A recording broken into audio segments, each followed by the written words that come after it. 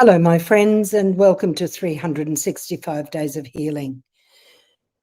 Today, we're going to talk about wisdom and what it means to be wise. Gee, that's a big subject, isn't it? I'm not sure that I'm actually quite equipped to discuss this fully, but I know I'm a lot wiser than I was when I was young, and I made choices that maybe didn't serve my higher self very well. However, I'm wise enough now to know that those choices were very valuable and very valuable because of all the mistakes I made on the way, allowed me then to sit and observe them once I learned what that meant, and to recognize that without all those mistakes, I could not have learned what I've learned on the way. And so I know I have the wisdom now to recognize that it is a valuable tool to have all those mistakes happen in the past. And for parents out there that want to stop their children from making all these mistakes on the way because they have fear for them and the repercussions of those mistakes, please don't stop your children from making their own mistakes. That's part of their journey. They cannot learn everything by being told. We need very often to learn things from experience, not because we've been told not to do this or not to do that, because of this or because of that.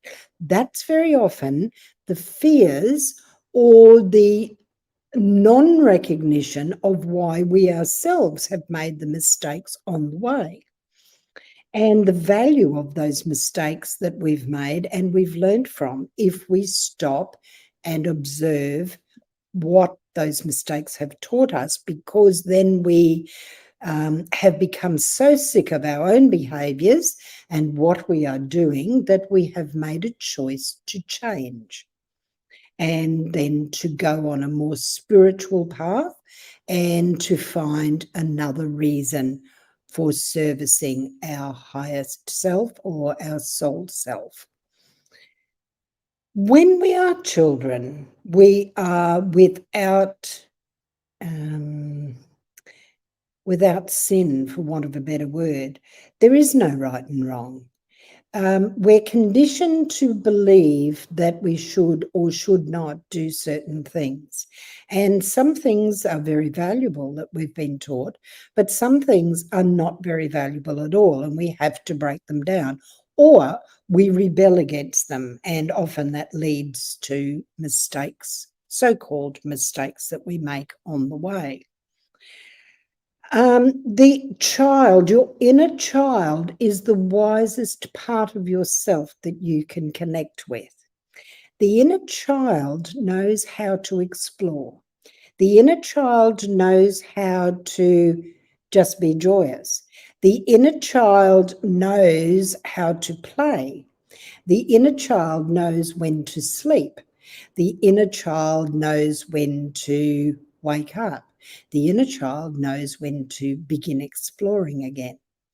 And if we listen to the inner child, we are connecting with a very wise part of ourself, because the inner child knows the purity of the energy of our existence here in this 3D form. And it is so valuable and important to listen to that wee small voice inside of us that says, for goodness sakes, stop making it all so difficult and all so important and also full of fear and also whatever else we've been conditioned to think we should or shouldn't be. Listen to that wee small voice inside of you that can guide you in so many valuable ways. So, if we then start to believe that everything happens for a reason, everything is just part of our journey, then we start to recognize the wisdom just within that change of thought. If we become a victim, that's all we'll be, is a victim. Then it's everybody else's fault outside of us. You see, we are the central figure in our world. We are the main player. And therefore, everything that is happening to us, so-called happening to us, is actually a pointer towards how we deal with it or what we can do with it. It is also attracted to us because of the thoughts we're having and the energy that we're giving out into the world. It is a frequency. We are only energetic systems. We are not what we seem. Even though we're flesh and blood, we are not what we seem. We are an energy system having a life here in this earth plane, and we are a frequency. The higher our frequency, the more calm our frequency, the more accepting our frequency, the more the recognition that there is abundance for everybody. And if we live in that frequency, that is what comes to us. You see, that's the wise knowing inside of us. All the knowledge that you have is already there. You don't need to do very much exploring outside of your own thoughts. Knowledge does not mean wisdom. Learned knowledge does not mean you are wise.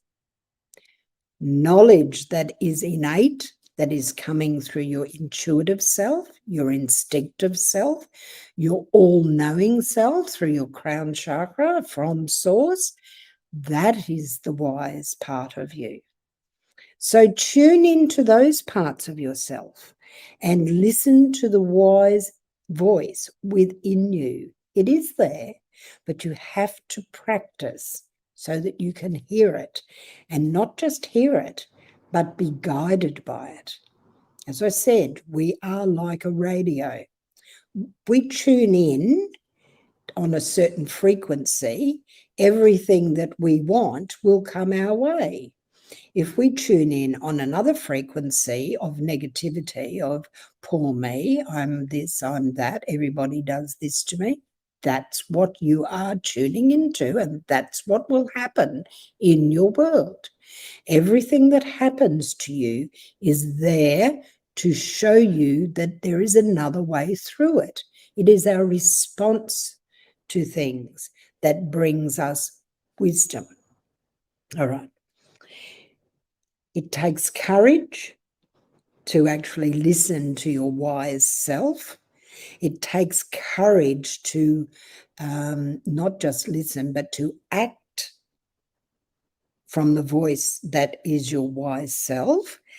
And it is a belief in your own success that will bring you the success that you actually are asking for, because frequency works that way. As I said, it's like a radio. Tune it this way, and the frequency, if it's positive, will come your way. Tune it another way, and if it's negative, that is what you will attract, because that is the only frequency that can be picked up on. So, wise self, come forward, be who you are, embrace the beauty, the wonder, the abundance, the joy that nature provides us here on this earth plane. And then your frequency will be such that you start communing with the entities outside of yourself, coming in from other frequencies out there in our universe. So enjoy being the wise one. Namaste, my friends.